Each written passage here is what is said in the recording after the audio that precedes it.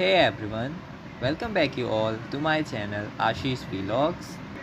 So friends, I am sure कि आपने अपनी लाइफ में कभी ना कभी रोमियो एंड जूलियट इनका नाम तो ज़रूर सुना होगा, लेकिन आपने इनके बारे में क्या सुना है? ये दोनों एक दूसरे से लव करते थे और लास्ट में जाके दोनों की डेथ हो गई एंड दैट्स इट। इनकी जो रियल स्टोरी थी वो रियल स्टोरी थी ही क्या? ये है क्या? ये रियल स्टोरी है या फिर फिक्शनल है? शायद किसी को पता ही नहीं।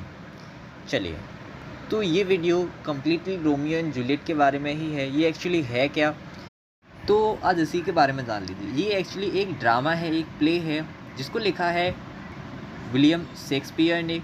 साधारण शब्दों में कहा जाए तो ये एक बुक है जिसकी स्टोरी लिखी है विलियम शेक्सपियर ने।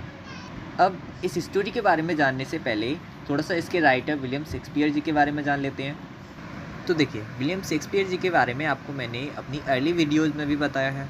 विलियम शेक्सपियर इंग्लैंड के एक बहुत ही popular playwright, actor and poet थे।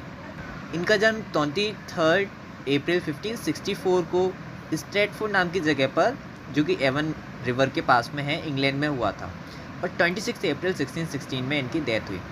अपनी पूरी लाइफ में इन्होंने बहुत कुछ लिखा जिसकी वजह से इनका नाम अभी तक है। जो राइटिंग्स इनकी वेल रिकग्नाइज्ड हैं वो हैं 37 प्लेज इनकी लाइफ के, 154 सोनेट्स, साथ ही साथ 2 लॉन्ग नैरेटिव पोएम्स भी। अब जो रोमियो एंड जूलियट की स्टोरी है वो भी एक्चुअली एक दिन 37 प्लेज में से ही एक प्ले है, जो कि ओरिजिनली 1597 ईयर में पब्लिश हुआ था। चलिए, तो अब इनकी स्टोरी की तरफ चलते हैं। तो स्टोरी बहुत ही इंटरेस्टिंग है, ट्रेजेडिक भी है। और स्टोरी स्टार्ट करने से पहले स्टोरी के बारे में मैं आपको थोड़ा सा बता दूं कि ये जो भी स्टोरी है, पूरी की पूरी स्टोरी इटली के वेरोना एंड मैंटुआ, ये 2 सिटीज़ हैं, 2 सिटीज़ में सेट की गई है। अब देखिए, स्टोरी में क्या होता है, स्टोरी में 2 फैमिलीज़ होती हैं, बहुत ही नोबल फैमिलीज़ होती हैं, जानी मानी फैमिलीज़ होती हैं। एक होती है मॉन्टेग्यू फैमिली, जो कि रोमियो के साइड की फैमिली होती है, और दूसरी होती है कैपुलेट फैमिली, जो कि जूलियट के साइड की फैमिली होती है। अब यहाँ पे एक प्रॉब्लम होती है। क्या प्रॉब्लम होती है? ये दोनों की दोनों जो नोबल फैमिलीज़ हैं, उन दोनों के बीच में बहुत समय पहले से ही घमासान दुश्मनी चली आ रही है, बहुत बड़ी वाली दुश्मनी। इतनी बड़ी दुश्मनी कि पूरे के पूरे वेरोना सिटी के जो लोग हैं वो दुखी हो गए हैं इन दोनों फैमिलीज़ से, क्योंकि इनके कांस्टेंट झगड़े उनको सुनने के लिए मिलते रहते हैं, और इनके झगड़ों के साथ साथ दूसरे लोग भी परेशान होते रहते हैं। तो पूरी वेरोना सिटी दुखी है इन दोनों फैमिलीज़ से इसी बात पे। बाकी की ये फैमिली बहुत ही नोबल है, बहुत ही प्रोमिनेंट है पूरी सिटी में। चलिए, यहाँ पे अब हम शुरू करते हैं हमारी स्टोरी रोमियो एंड जूलियट। तो स्टोरी की स्टार्टिंग होती है वेरोना सिटी की गलियों से। अब वेरोना सिटी की स्ट्रीट्स में ये जो दोनों फैमिलीज़ हैं, मॉन्टेग्यू फैमिली का एक सर्वेंट और कैपुलेट फैमिली का एक सर्वेंट, दोनों आपस में लड़ाई झगड़े कर रहे होते हैं। तो इतनी घमासान दुश्मनी है इन दोनों फैमिलीज़ के बीच में कि सर्वेंट्स तक स्ट्रीट्स में लड़ाई कर रहे होते हैं एक दूसरे से। अब जैसे जैसे स्टोरी आगे बढ़ती रहेगी, आपको स्टोरी के अदर कैरेक्टर्स भी मिलते रहेंगे। तो सर्वेंट्स लड़ाई कर रहे होते हैं, इतने में मॉन्टेग्यू फैमिली से रोमियो का एक कज़िन जिसका नाम है बेनवेलियो, वो उनकी लड़ाई के बीच पहुंच जाता है। अब वो कोशिश करता है कि उनकी लड़ाई को शांत कराए, लेकिन फिर क्या होता है, कैपुलेट साइड से भी एक व्यक्ति आ जाता है। अब जैसे ही उसने देखा बेनवोलियो ने कि कैपुलेट साइड से भी एक व्यक्ति आ चुका है जिसका नाम है टाइवोल्ट, अब वो जूलियट का कज़िन था। अब वो उसको देखकर लड़ाई शांत करवाने की बजाय खुद ही लड़ाई में इन्वॉल्व हो गया और लड़ाई करना शुरू कर दिया उसने। अब भाई, दुश्मनी निभानी तो पड़ेगी। अब मैंने आपको पहले बताया था कि पूरी वेरोना सिटी के जो सिटीजन्स हैं वो दुखी हो गए हैं इन दोनों फैमिलीज़ की लड़ाई से। कांस्टेंट लड़ाइयाँ इनकी चलती रहती हैं। अब इस लड़ाई की वजह से इन दोनों फैमिलीज़ को, और जो लड़ रहे थे उनको, वेरोना सिटी के रूलर के पास ले जाया गया, किंग के पास ले जाया गया। अब किंग क्या कहता है?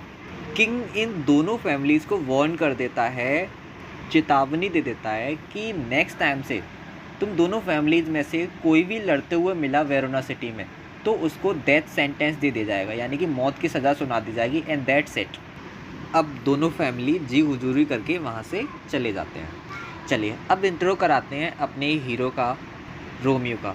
तो रोमियो मैंने आपको पहले बता दिया मॉन्टेग्यू फैमिली का सन होता है। तो मॉन्टेग्यू फैमिली का सन रोमियो एक लड़की के प्यार में होता है, लव में होता है, और उस लड़की का नाम होता है रोजलिन। बड़ा शिद्दतों वाला प्यार करता है ये रोजलिन से, लेकिन वो इसको प्यार नहीं करती है। वन साइडेड लव है ये। ऑन द अदर हैंड हम बात करते हैं अगर जूलियट की, तो जूलियट कैपुलेट फैमिली की डॉटर है। अब एक लड़का है पेरिस, वो जूलियट से लव करता है और उससे शादी करना चाह रहा है। तो इस बात पर जो जूलियट के फादर होते हैं वो पेरिस को समझाते हैं कि बेटा पेरिस, तुम कम से कम 2 साल तक का और वेट कर लो, जिससे कि जूलियट जो है वो कम से कम 14 ईयर्स की तो हो ही जाए। एक चीज़ क्लियर कर दूं मैं आपको, जूलियट को कोई भी अट्रैक्शन नहीं था पेरिस से, लेकिन पेरिस और जूलियट के फादर ही पेरिस की शादी कराना चाहते थे जूलियट से। तो पेरिस से जूलियट के फादर कहते हैं कि आज शाम को मास्क पार्टी रखी हुई है हमने, उसमें तुम आओ और जूलियट से बातचीत करना और कोशिश करना उसको अट्रैक्ट करने की। ठीक है, पेरिस मान जाता है। तो मास्क पार्टी के बारे में मैं आपको बता दूँ, ये एक ऐसी पार्टी है जो कि कैपुलेट फैमिली हर साल अरेंज करती है। इसमें लोग आते हैं, बहुत सारे गेस्ट आते हैं पूरी सिटी से, और वो मास्क पहन के आते हैं, इसीलिए ये मास्क पार्टी है एक।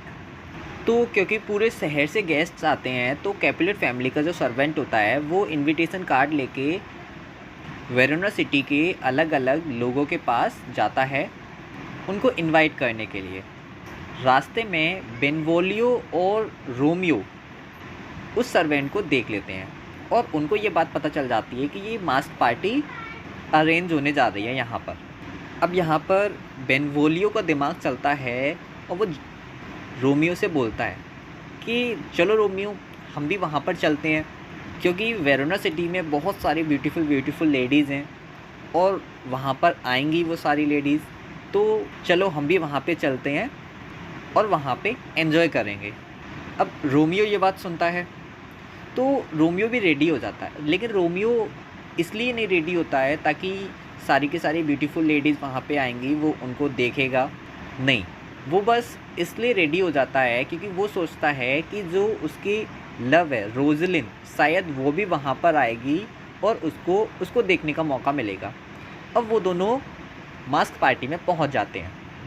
अब वो दोनों मास्क पार्टी में पहुँच जाते हैं तो यहाँ पर क्या होता है कि रोमियो और जूलियट इन दोनों की पहली मुलाकात होती है, और पहली मुलाकात का ही रुझान कुछ इस तरह से आना शुरू हो जाता है कि जो रोमियो का लव था रोजलिन, वो उसके बारे में पूरी तरह से ही भूल गया। उसने उसको कम्प्लीटली भुला दिया कि कौन रोजलिन, कहाँ की रोजलिन। अब वो सीरियस लव में पड़ गया था जूलियट के साथ में। उन दोनों में बातचीत हुई, जूलियट भी रोमियो के तरफ अट्रैक्शन फील करने लगी।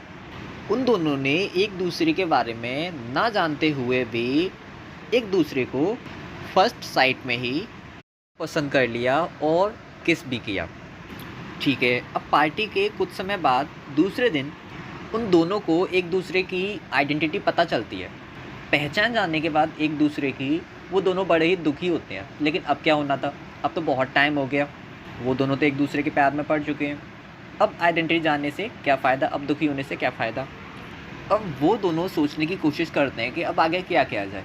अब इतने में वो दोनों एक बंदे के पास जाते हैं जिसका नाम होता है फ्रायर लॉरेंस, और फ्रायर लॉरेंस से उन दोनों को आइडिया मिलता है कि उन दोनों को सीक्रेट मैरिज कर लेनी चाहिए।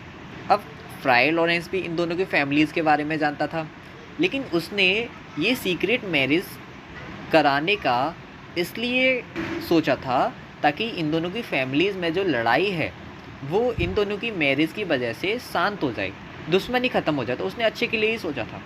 लेकिन जो ट्रेजेडी थी वो तो बस कोने पर ही खड़ी थी, अब आने ही वाली थी ट्रेजेडी। अब देखिए क्या होता है। कुछ समय बाद मॉन्टेग्यू फैमिली से 2 लोग रोड से जा रहे होते हैं, तब भी उन्हें टाइबाल्ट मिल जाता है। अब ये 2 लोग थे रोमियो और बेनवोलियो।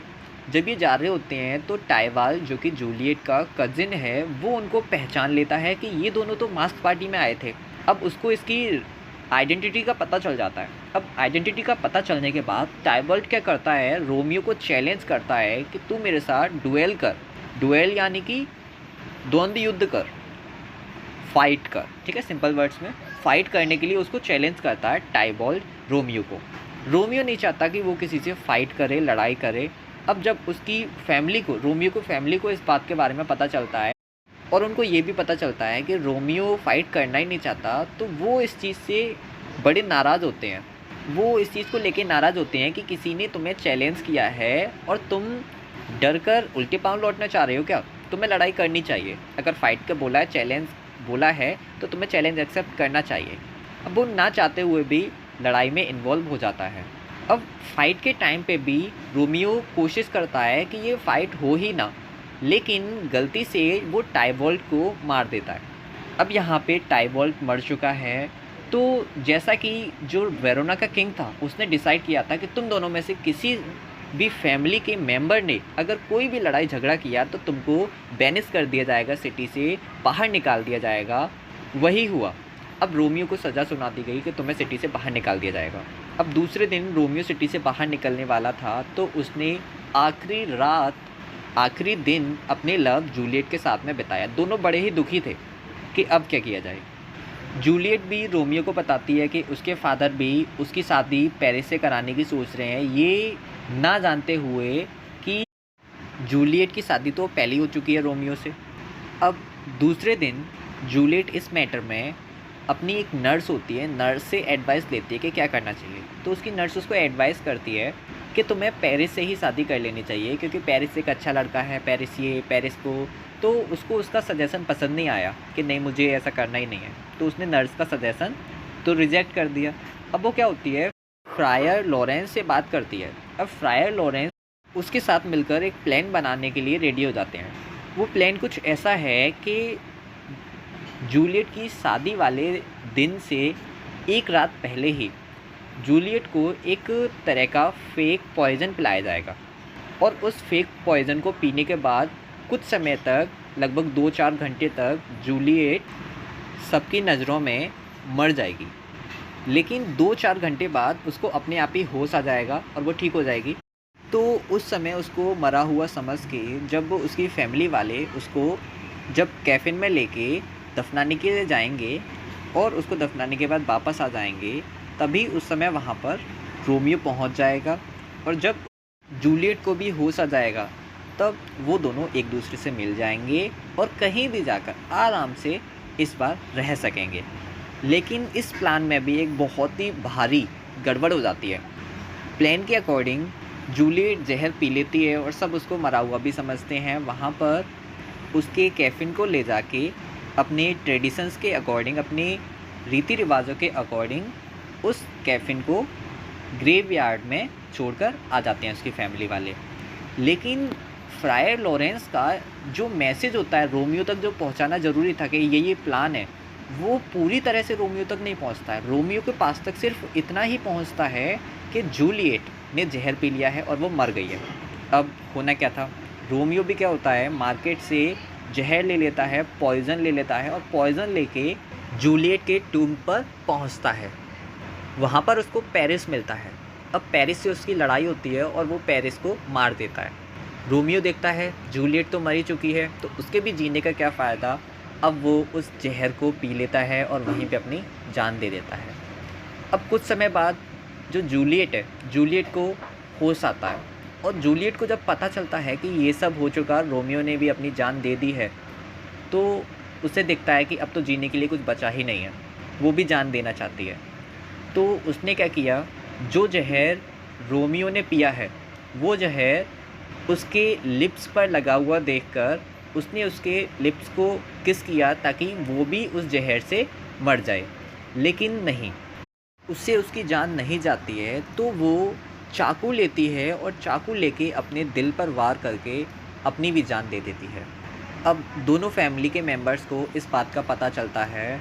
वो दोनों फैमिली के मेंबर्स वहाँ पर पहुँचते हैं। वो दोनों फैमिली के मेंबर्स, सभी मेंबर्स बड़े दुखी होते हैं, बड़े अपसेट होते हैं ये सोचकर कि हमारे फैमिली की दुश्मनी में हमारे बच्चे इतने दुखी हो गए और उनकी जान तक चली गई। उनको इतना पछतावा होता है कि वो डिसाइड करते हैं आगे से हमारी फैमिली के बीच में कोई दुश्मनी नहीं होगी, जिससे कि आने वाले समय में ऐसा कुछ भी ना हो। तो ये थी रोमियो एंड जूलियट की पूरी स्टोरी। और इस स्टोरी के बारे में मैं सबसे इम्पोर्टेंट चीज़ आपको बता दूँ, ये एक फ़िक्शनल स्टोरी है।